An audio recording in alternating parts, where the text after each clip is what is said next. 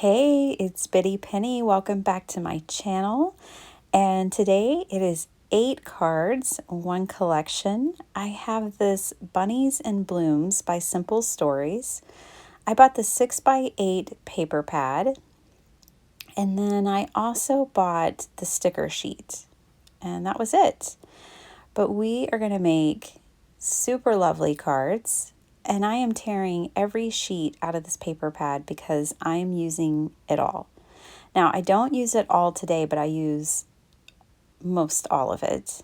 And I finish it off in a session off camera where I made a bunch of seed packets with it that I plan on filling up with sequins. So that's just a project for me on my own time, having fun and finishing off every sticker and piece of paper. So I'm so happy I did that. Okay. Today I'm going to share with you my methods. I have a brand new paper pad. So I go through every single sheet and get acquainted with the paper. And in this one, what I'm doing is I'm trying to decide what kind of cards I'm going to make. So I went through, and these are the only 4 sheets that I just showed you that were non-directional. Every other sheet in this paper pad has a portrait orientation.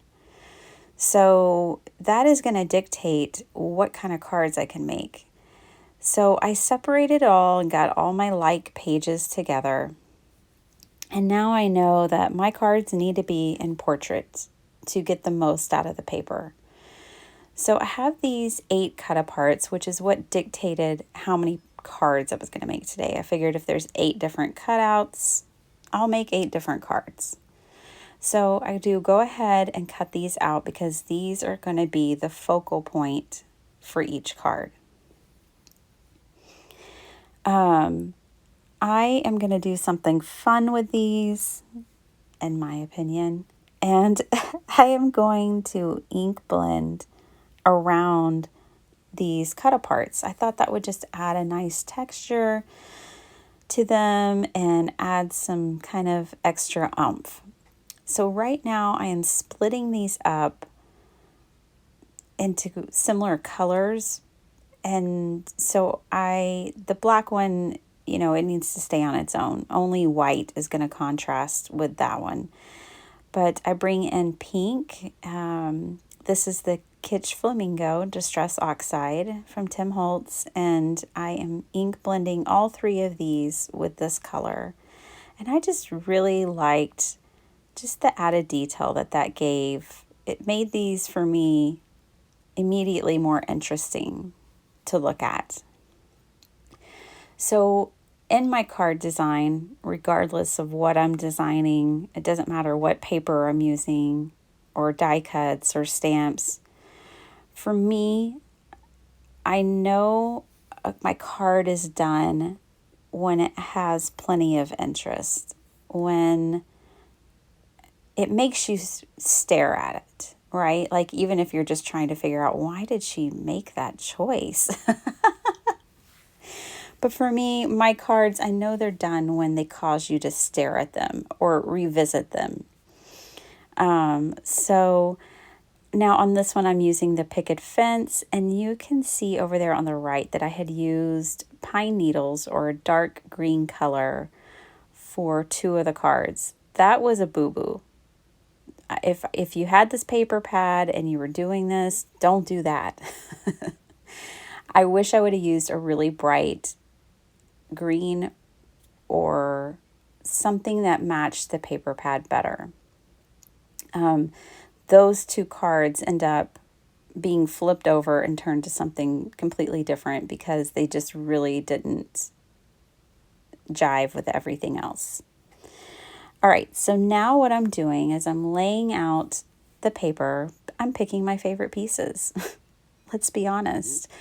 And I am going to lay them out because these are going to be the bases of my 8 cards. I just love this paper pad so much. I love bunnies and I love blooms and I love gardening. Gardening is definitely a very sacred hobby of mine, just like card making. And it's something I share with my husband. It's one way we spend lots of time together in spring and summer and fall. Really, winter's the only time we're not in the garden, but all winter we're planning our garden and we're talking about it and we're walking around dreaming about it. So, yeah, it's important. We like it. I'm showing you here the 5x7 base versus an A2 base. This is another kind of decision and methodology that I want to share with you. They cost the same to ship. I know that I want to do lots of layers. And so I decide on 5x7 bases because the A2 just looked a little too crowded, too crunched, and I want everything to have like room to bloom, if you will. Like I want everything to be able to be appreciated and to shine. So I want my layers to have lots of room so you can see the beautiful paper. I really I guess I get annoyed in card design when people layer like to 1/8 of an inch and cover up like almost all of the beautiful paper and you only see 1/8 of an inch of it. Like, what's the point?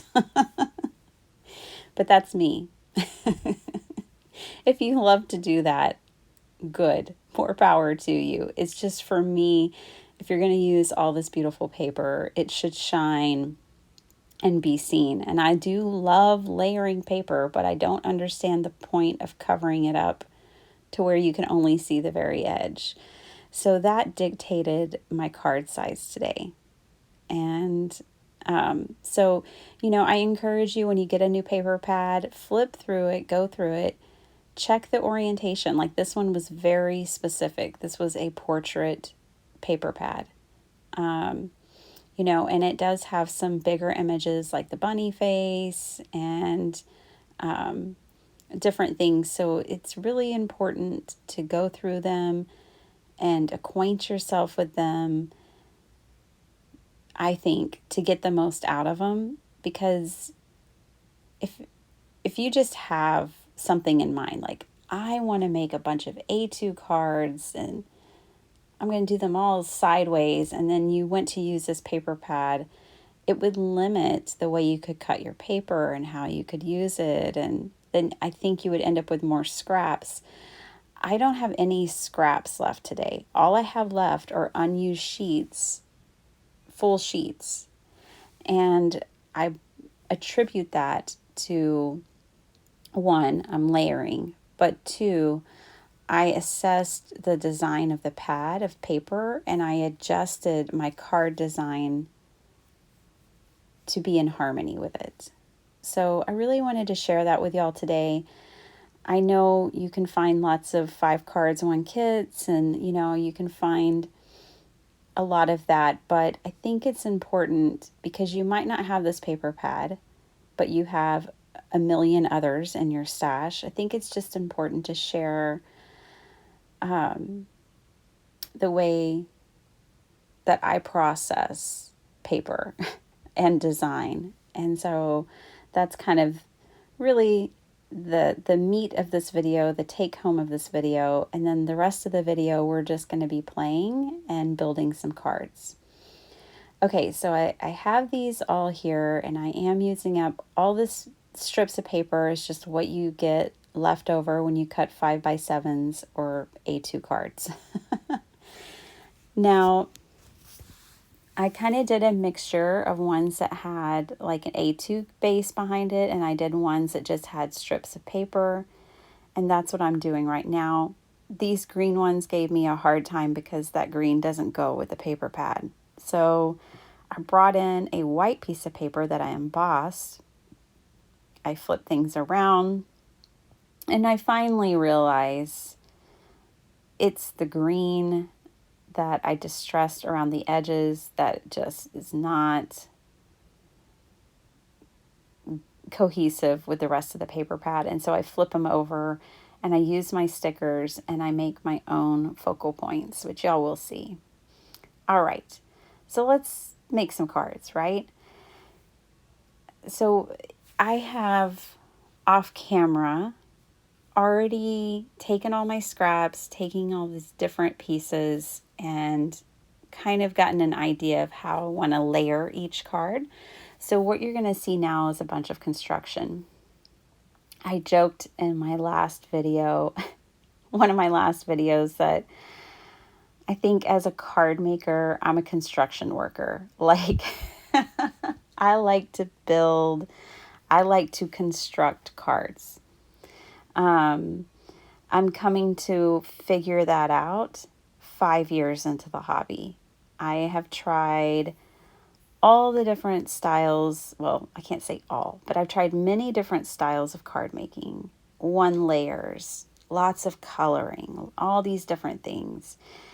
And I'm finally figuring out that I really like pattern paper.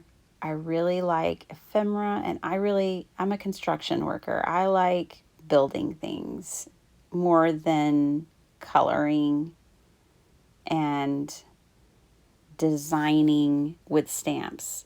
I do like that, and I certainly appreciate it in the hobby. I mean, I look at the cards at people who that's their craft, and I am in great awe and appreciation.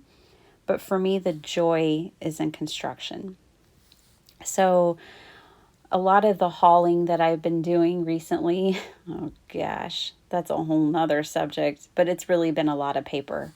And you'll probably just see more and more of me using paper collections and some stamps going forward, but definitely a lot of paper. All right, so I am just layering all these pieces up. And I did bring in these little Stampin' Up! Doilies, and those of you that have been with me for a while, you're like, yeah, girl, we know. You love these doilies.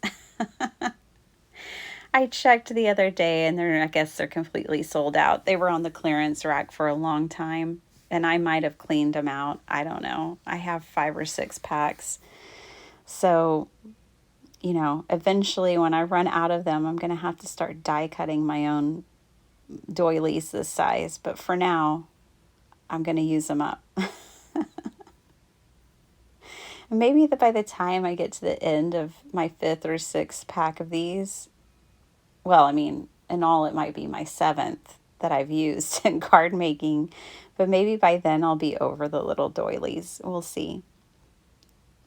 So I don't really have dimensions for you because I didn't cut these pieces specifically to use in this way. Again, these are all scraps. So all these strips of paper that you see me layering with in this video are all scraps. So if you had a 6x8 pad and you cut your 6x8 paper down to 5x7 pieces, or you cut it down to 4x5 1/4 pieces, not quite 5,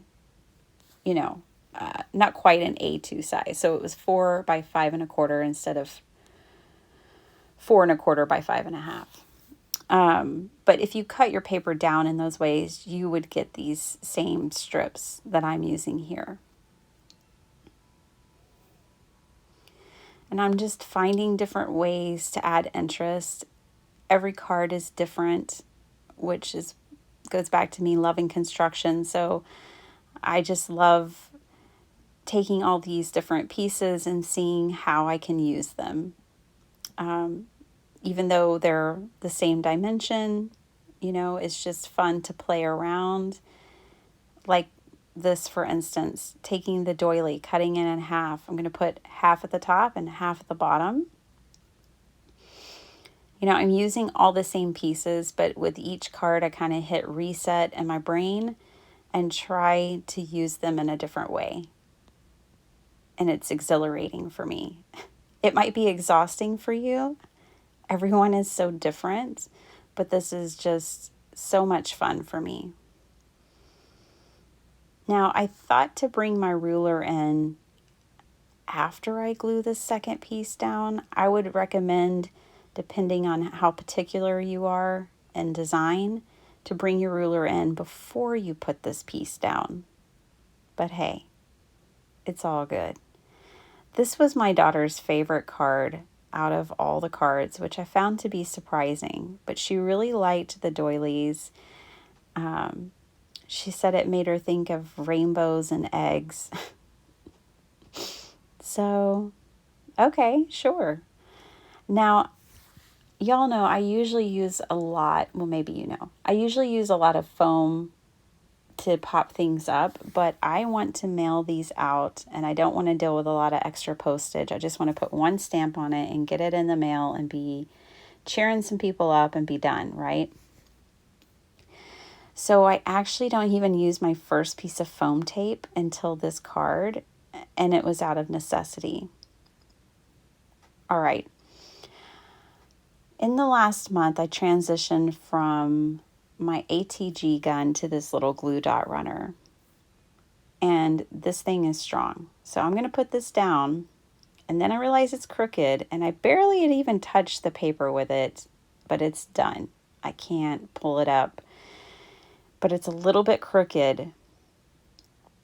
So when this happens, it didn't used to happen with the ATG because you can pull the ATG stuff up. I found that ATG just doesn't give me the hold that I really want for my cards. It's too easy to come back and pull things up.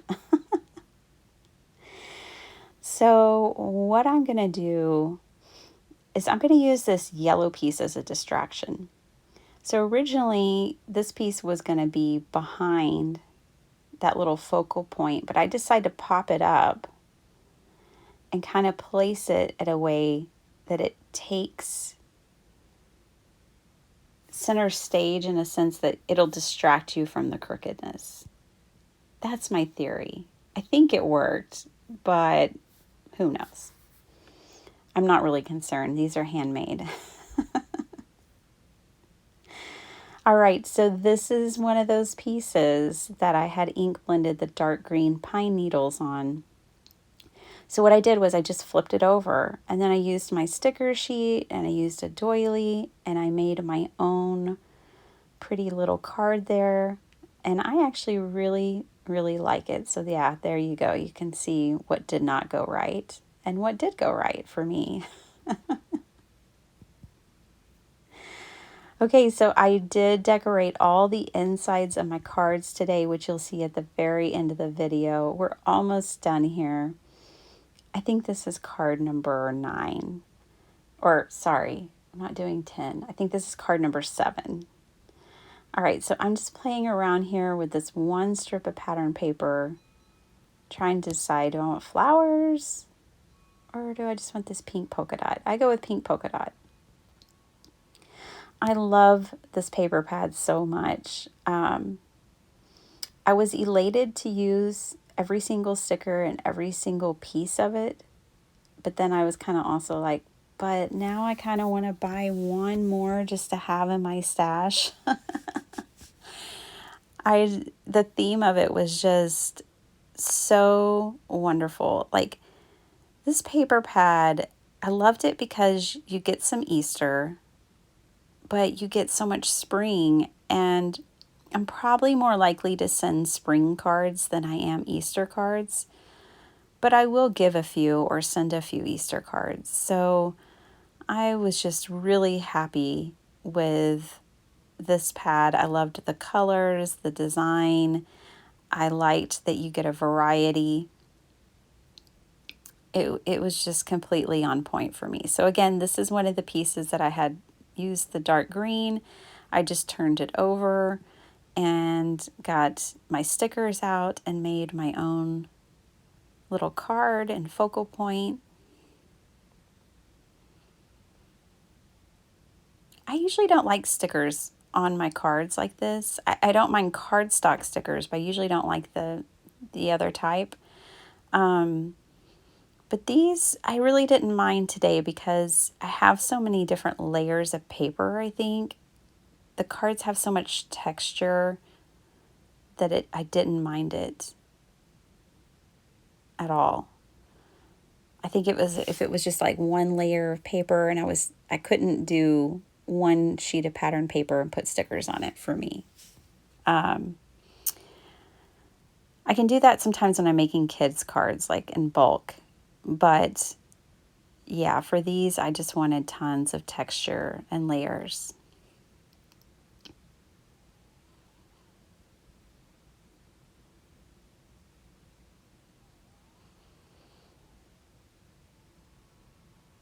Now this piece of paper I trimmed down because I want to see more of those little bunny faces.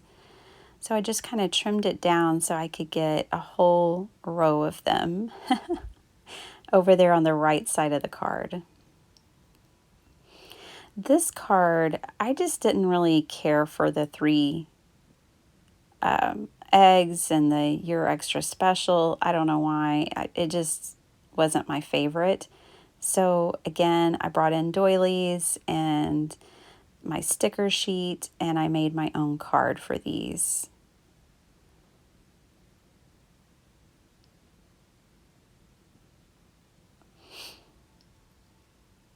All right, so here are all my stickers. I still have lots on this sheet until I go to do the insides. Now, I didn't do the insides with you guys on camera because I appreciate that you need to do other things today. But I am going to show them to you right now. All right, so let's take a look at the cards. This was my daughter's second favorite. She thought I made it for her because I always sing her "You Are My Sunshine," and she loves it. So some of the insides are really basic, like that one. I love that card. I really like the way these turned out. And then others, I'm just using up my stickers and bringing in lots of little stickers and sentiments.